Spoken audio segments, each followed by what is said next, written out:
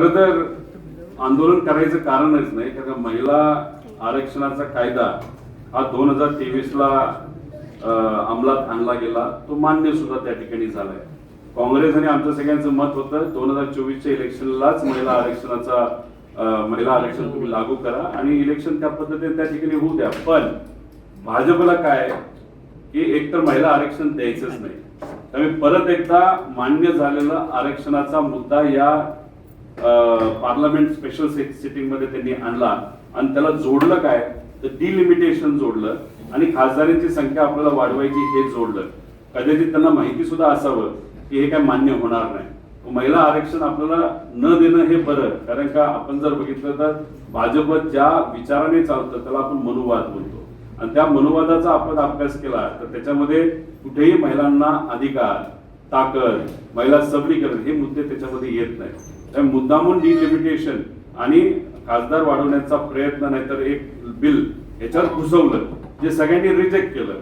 100% भाजपचा पराजय हा परवाच्या पार्लमेंट सेशन मध्ये त्या ठिकाणी झाला आणि त्यांना वरून आदेश आले, केंद्राकडनं आदेश आले आंदोलन करा आणि त्या पद्धतीने आंदोलन त्या ठिकाणी ते करायला लागलेले आहे. दुसरं आदेशाप्रमाणे भाजपचे स्थानिक राज्यातले नेते वागतात एवढंच आपल्याला म्हणावं लागेल. पोटनिवडणुकीच्या दिवशी त्या ठिकाणी पोस्टर तयार होते अधिवेशनामध्ये, लगेच पोस्टर कसं छापण्यात आलं असं सुद्धा प्रश्न विचारण्यात येतो. सत्ताधाऱ्याकडून असं पद्धतीनं अगोदरच माहिती होतं का हे पास होणार नाही. एक तर त्यांची रणनीती जी होती की त्यांना असं वाटलं की काय उत्तर प्रदेशचे एसपी सारखा पक्ष, आपले वेस्ट बेंगॉलचा पक्ष हा कुठे ना कुठेतरी पाठिंबा देईल असं काहीतरी गणित त्यांचं त्या ठिकाणी असावं, जे फसलं.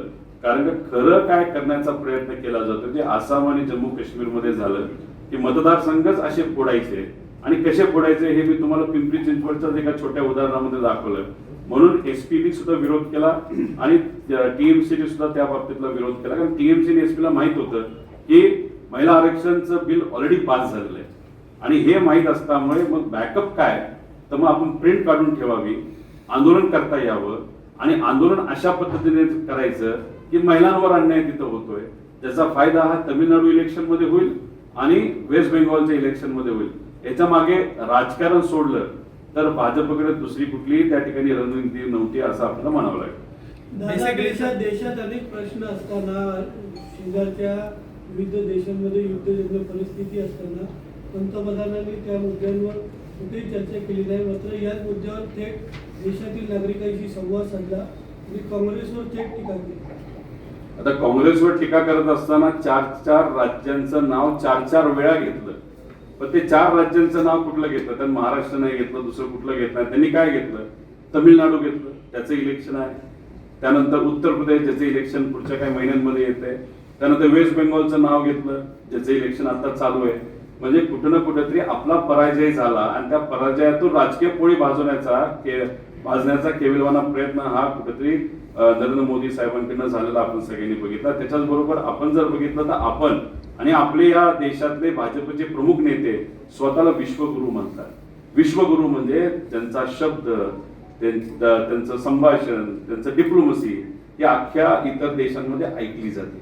आणि अशा परिस्थितीमध्ये इराण जो देश तसा आपल्या जवळ होता, या देशात लागणारं तेल, गॅस हे इराण त्या भागातून आपल्याकडे येत होतं आणि त्यांच्या त्या डिप्लोमसीमध्येच आपण कुठेतरी कमी पडलो आणि आपल्या मागून पाकिस्तान तिथं जाते, मध्यस्थी करते अमेरिका आणि इराणमध्ये. मग आपण विश्वगुरु आपल्या स्वतःला म्हणतो, त्याचं कारण काय? का नुसतं फक्त भक्तगिरी करायला एवढंच या ठिकाणी आपलं सर्वांना म्हणावं लागेल. म्हणजे इंटरनॅशनल पॉलिसी बद्दल आपला देश फेल ठरलाय आणि फेल ठरल्यामुळेच आज तेलाचे जास्त भाव आपल्याला द्यावा लागतात, गॅस आपल्याला मिळत नाही, छोटं मोठं जे आपलं काय कॅन्टीन होतं, दुकान होतं ते आपल्याला बंद करावं लागलं आणि महागडं स्टील आता आपल्याला बाय करायला लागते, घ्यावं लागते घर बांधायला नाही तर अजून काही कामाला. हे जे काही इन्फ्लेशन आता वाढले ज्याच्यामुळे गरिबाला आज जास्त पैसे द्यावा लागतात त्याच कुठल्या तरी गोष्टीसाठी. त्याचं प्रमुख कारण आहे आपण इतर देशांबरोबर आपली मित्रत्व ठेवण्यामध्ये, डिप्लोमसी करण्यामुळे कुठे ना कुठेतरी मोठ्या प्रमाणात कमी पडलो. दादा, या बिलाच्या बद्दल बोलायचं झालं तर नॉर्थ विरुद्ध साऊथ असं एक साधारणतः चित्र तयार झालं होतं नॉर्थमधली संख्या वाढणार होती खासदारांची साऊथच्या प्रमाणे. मग आपण असं अजमच केलं आहे का की आपण नॉर्थच्या काही भागांमध्ये परत कमबॅक करू नाही शकत आपल्या इंडिया अलायन्स किंवा याच्यामध्ये? याच्यात राजकारण कुठे येतं? 2024ला लोकसभेचं इलेक्शन जेव्हा चालू होतं आणि भाजप म्हणत होतं अब की बार 400 पार. 400 पार म्हणजे 400च्या पुढे जर यांचं खासदार निवडून आले असते तर यांनी संविधान बदललं असतं. तुम्ही संविधानाचा मुख्य गाभाच या डिलिमिटेशन आणि खासदारांची संख्या वाढवण्याचा जो प्रयत्न तुम्ही त्या ठिकाणी करत होता त्यात चालू होता हे आपल्याला म्हणावं लागेल. त्यामुळे इथे आमचा जो प्रयत्न आहे की उद्या जाऊन संविधानाला कुणी चुकीच्या पद्धतीने तिथं हात लावणे ही आमच्या सगळ्यांची भूमिका आहे. आणि तुम्ही जर बघितलं याच्यात काय आपण वर जाऊन जिंकू शकत नाही असं नाही. एसपी हा जो पक्ष उत्तर प्रदेशचा आहे त्यांनी याचा विरोध केला. वेस्ट बेंगॉल ममता दीदी त्यांच्या पक्षाने विरोध केला. बिहारमध्ये तेजस्वी यादवचा पक्ष त्यांनी त्याचा विरोध केला. कारण लोकसंख्या वाढवत असताना डिलिमिटेशन मध्ये जी काही गफलत होणार आहे त्याच्यामध्ये जे काही बदल होणार आहे त्याच्यात ज्या काही गोष्टी होणार आहे आणि त्यामुळेच कुठे ना कुठेतरी एक भीती वाटते उद्या जाऊन आपलं संविधान हे धोक्यात येऊ शकतं. म्हणून या गोष्टीचा विरोध करतो. आणि दुसरी गोष्ट संविधान जेव्हा बनलं होतं नंतरच्या काळामध्ये आपण बघितलं असेल विकास होत असताना महाराष्ट्राचा, तमिळनाडूचा, गुजरातचा, हैदराबाद आंध्राचा हा या भागाचा विकास खूप मोठ्या प्रमाणात केला. कारण धोरणं त्या पद्धतीची त्या ठिकाणी होती.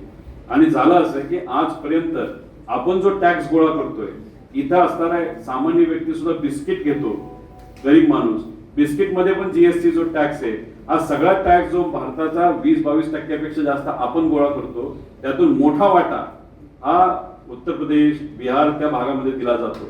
त्यामुळे उद्या जाऊन तुम्हाला जर खासदारांची संख्या वाढवायची असेल तर मग टॅक्स कुठलं राज्य किती देतं याचाही त्या ठिकाणी विचार करून लोकसंख्येचा विचार करून कुठल्याही राज्यांवर अन्याय होणार नाही, कुठल्याही भागावरून अन्याय होणार नाही. उद्या जाऊन अप्रत्यक्षपणे संविधान तुम्ही बदलणार नाही असा आमचा प्रयत्न होता. म्हणून या डिलिमिटेशन कायद्याला आम्ही त्या ठिकाणी विरोध केला आहे. India alliance is against woman bill.